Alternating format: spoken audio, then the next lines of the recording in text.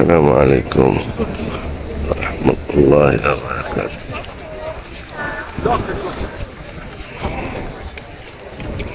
প্রিয় দেশবাসী, আমার তো ভিউয়ার্স বৃন্দ, ভাই ও বোনেরা, বেশ কিছুদিন যাবৎ বাংলাদেশে প্রচণ্ড খরতাপ এবং প্রচণ্ড গরম চলতেছে।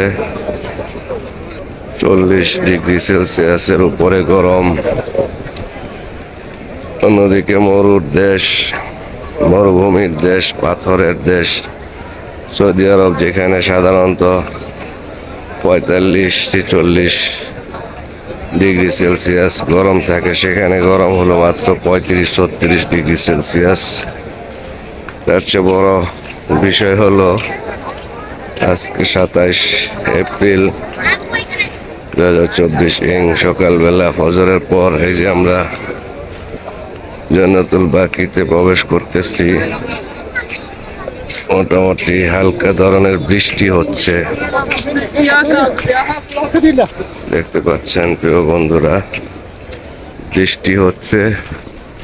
আকাশে মেঘ চমকাচ্ছে এবং পুরা মদিনা, মসজিদে নববী সহ আশপাশের পুরা এরিয়াতে বৃষ্টি হচ্ছে।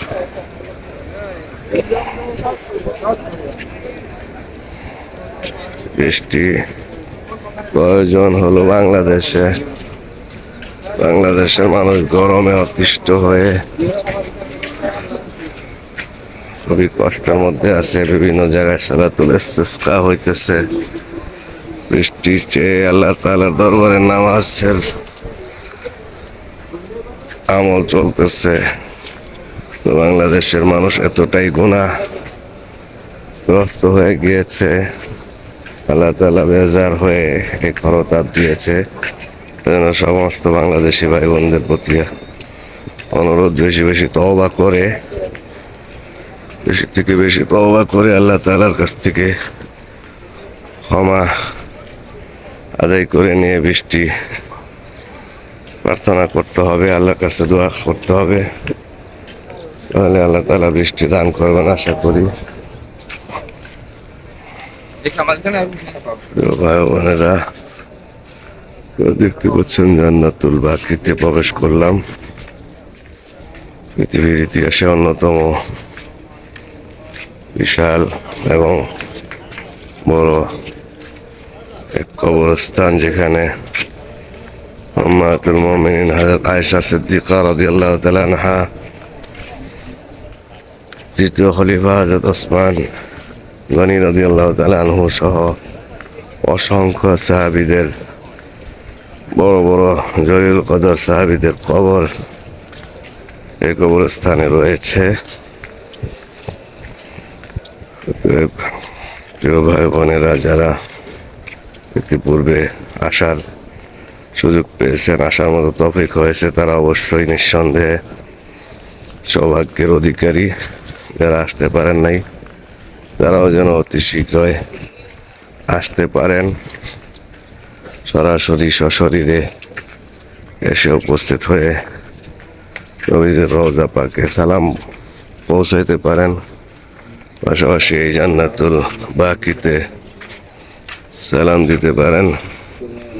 এই দোয়া আল্লাহ পাকের কাছে করছি, আপনারা সবাই আমাদের জন্য দোয়া করবেন, আমরা আপনাদের সকলের জন্য দোয়া করছি। আল্লাহ পাক আপনাদের সকলের মনের আশা পূরণ করুক। এই হলো খবর। এই মানুষগুলো এখানে শায়িত আছে যুগ যুগ ধরে নয়, শত শত বছর, হাজার হাজার বছর ধরে। এই মানুষগুলো দুনিয়ার বুকে অনেক বড় সম্পদশালী, সম্মানের অধিকারী, সম্ভ্রান্ত এবং অনেক কিছুর অধিকারী ছিলেন। অনেক সম্পদ, অনেক বাড়ি গাড়ি, অনেক ক্ষমতা, নেতৃত্ব। জীবদ্দশায় হয়তো কারো দাপট পাওয়ারের কমতি ছিল না। কতজনের সাথে কত বিদ্বেষ ছিল, আবার কতজনের সাথে কত মহাব্বত ছিল। আজকে তারা এখানে শায়িত, আজকে তাদের কোনো কিছুই করার ক্ষমতা নেই। হাজার হাজার নয়, লক্ষ লক্ষ মানুষ এখানে শায়িত আছে। একদিন আপনিও আমিও এরকম ভাবে এই অন্ধকার কবরের ভিতরে শায়িত থাকবো। অতএব সকলের কাছে আরজ হলো, এই কবর দেশে যাওয়ার পূর্বেই যেন কবর দেশের সামানা আমরা অর্জন করতে পারি। আল্লাহ পাক আমাদের সবাইকে সেই তৌফিক দান করুন। আমিন। আসসালামু আলাইকুম ওয়া রাহমাতুল্লাহি ওয়া বারাকাতুহু।